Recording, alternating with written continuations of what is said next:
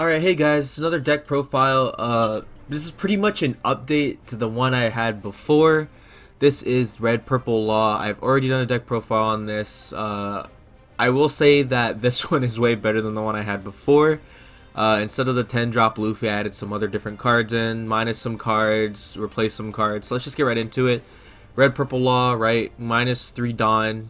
Return one of your opponent's 3k or less but to the bottom of their deck. Play a 4 drop or less from your hand. For a life leader. Red Purple Law, right? We just got them out in America. So physical forms now. We can play that in real life over here in America.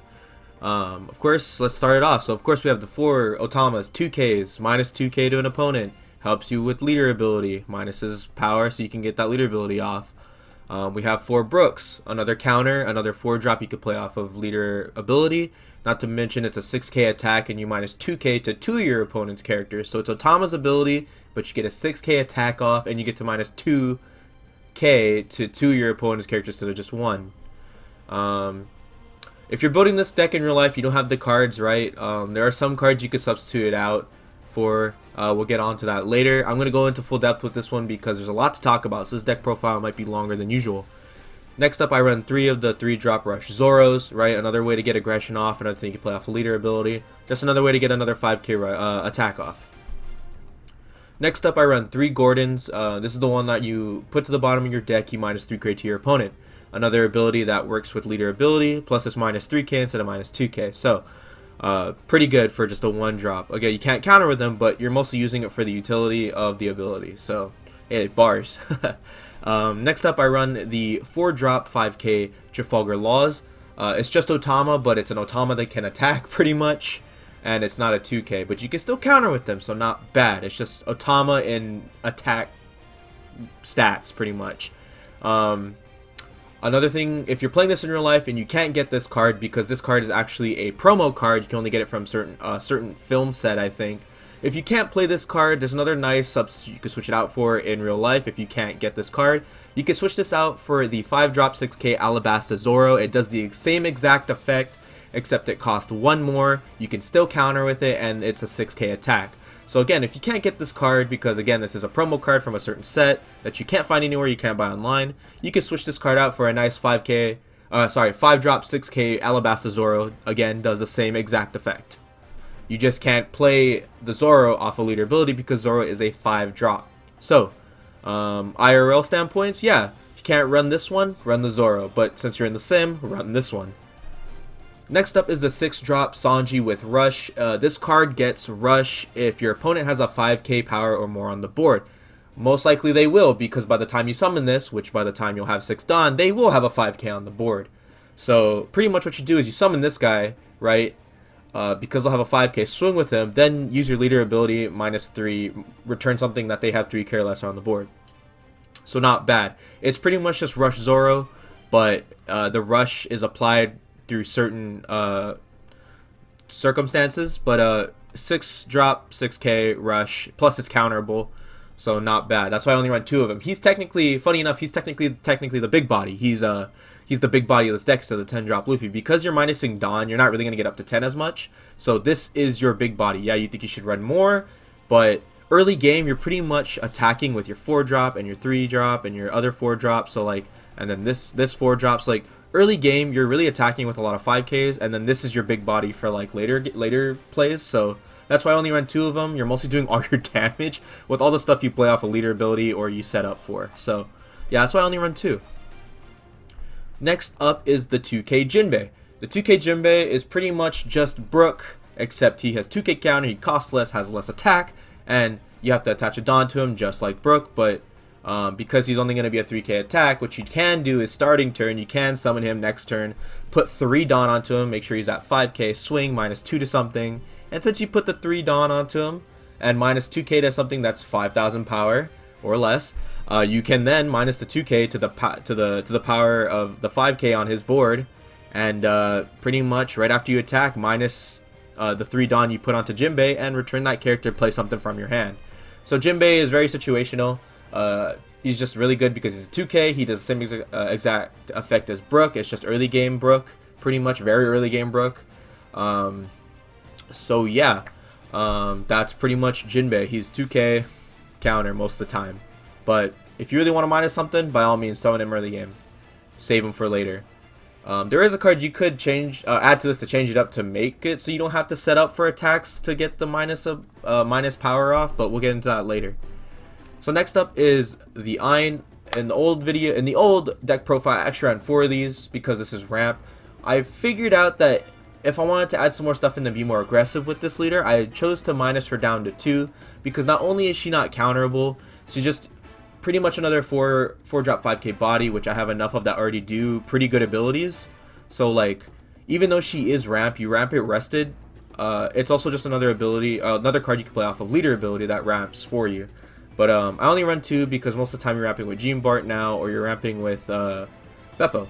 So yeah, this deck really doesn't, I wouldn't say it doesn't abuse, sure, we'll say that. It doesn't abuse the leader ability as much. It makes you think about what you should be returning more than just using the ability to return something. So that's why I put 2 Eins in. So it makes you have to manage your Dawn a little bit more strictly, and it makes you think more actually. So that's why I only run 2 4-drop Eins. The ability is not bad, but for other 4-drops I could be playing, like Penguin, Shachi and Pigeon, Penguin, that's another ramp card I could be playing, so yeah. And not to mention all the other ramp cards are counterable, so that's why I only run 2. She's kind of just there for another body, another 4-drop I could play, and then she also ramps. But again, you have way other better 4-drops you could be playing for the ramp, and other 4-drops you could be playing to attack with, so the 2 of isn't that bad. Next up, of course, Shachi and Penguin. 3 or less Dawn on your field when you play them. Put 2 in your Dawn area as rested. Another 4-drop you could play off of leader, and they're also the 2k, so they could be either or, counter or body. So that's why I run 4 of them. Next up is Jean Bart. Jean Bart, another ramp card. Very simple ramp. When you play him, pay 1, you get another one back. You get another Dawn in your Dawn area back as active. So when you play him and use the ability, you pretty much got the ability for free. Because you get it back as active, not rested. So you get to use that 1 Dawn onto your leader and swing for 6k. So not bad. I run 4 of him for that. And not to mention, he's also counter, so not bad.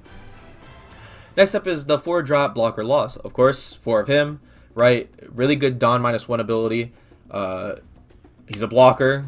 Can't go wrong with blockers. He's also a counter. So yeah, Trafalgar Law, the blocker law. Next up, I run 2 of the 3-drop heats. I've actually seen this card do a lot of work in the sim, and I thought this would be perfect for Law because you're always minusing Dawn, either off a leader ability, blocker Law ability. So like, you know, you're gonna be getting that. You're gonna be getting that plus 2k for this guy. So you're gonna want to summon him like when you have 3 Dawn, right? Set up for the next turn, because most likely next turn when you have this guy out, you're gonna be minusing some Dawn for the ability, and not to mention you'll have a 6k swing. So yeah, and again, counter. Can never go wrong with counter.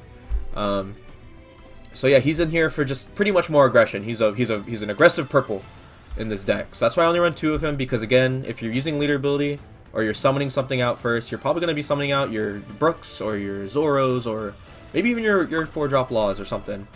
But yeah, he's just there for another good option, pretty much, because it's technically a 6k attack and a 6k body on the board until your turn again. So yeah, that's why I only run 2 of him.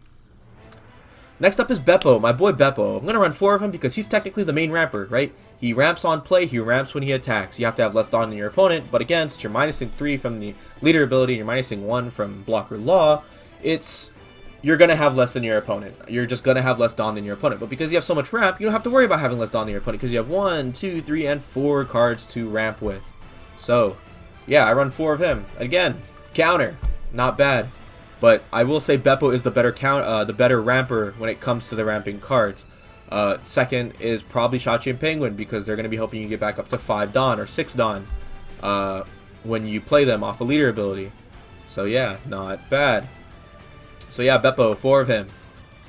Next up is Roundtable. I reduced Roundtable down to 3 because you technically kind of only need 3 since big bodies cost a lot. They're going to be playing one each turn, so like you could get rid of 1, right? 3 is not bad to have. You could have 4 if you wanted to, but I think 3 is a nice balance to have all the other cards you need in this deck to ramp and attack with. So yeah, I actually replaced one Roundtable for another Sanji. So yeah, the Roundtable's good again to get rid of big bodies, and it's just enough for you to use Leader's ability right after you minus the 10k. So yeah, not bad, not bad. you pretty much only used one Dawn to get rid of, technically, you pretty much only used one Dawn to get rid of a big body on the board. So, yeah, 3 round tables. Again, I had this card in the previous video, the one of Radical Beam, right? Radical Beam has actually came in clutch for me in a lot of games, actually, when I have pretty much 1 or 2 life left. And this card actually comes in clutch when I'm trying to protect myself from pretty much, like, big attacks. So yeah, the one of Radical Beam, can't go wrong with it. And then finally is 2 of the Gum Gum Jet Pistols. Nice, another option for removal. Not to mention, so like say they have a queen on the board, right? And they have like another 3k on the board. So you Gum Gum Jet Pistol the queen. Use the leader ability that you have on your leader. You minus the 3 that you just used for Gum Gum Jet Pistol. Return the 3 drop. Now they have nothing on board. So yeah, a way to remove something and also return something because it costs 4 to play. So you play 4, minus 3, nothing on the board now if they have 2 things on the board. So yeah, that's why I run 2 of the Gum Gum Jet Pistols. Plus it's a nice trigger card to have, right? It's a nice trigger card. I only have 2 trigger cards in this deck, and that's Radical Beam and Gum Gum Jet Pistol. You're not really relying on trigger. You're relying on swinging wide pretty much because you're half red, and that's pretty much what I built this updated version for. I'm pretty much just swinging. I'm just swinging brain dead. I'm swinging. I'm embracing the red side. I'm embracing the swing wide brain dead. Haha. red go tap and swing for this much pretty much. So yeah, that's pretty much this deck profile for this. There are cards you can add or switch some stuff out for.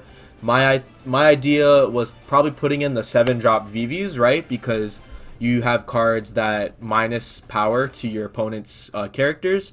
So you play the VV, the 7-drop VV that gives all your red cards 3 or more rush, which is your Brook, your 4-drop Law, your Jinbeis, your Sanjis. If they don't have a 5k power, the VV will give them the rush. So like, yeah, the VV's not bad. You probably want 1 or 2 of them in here.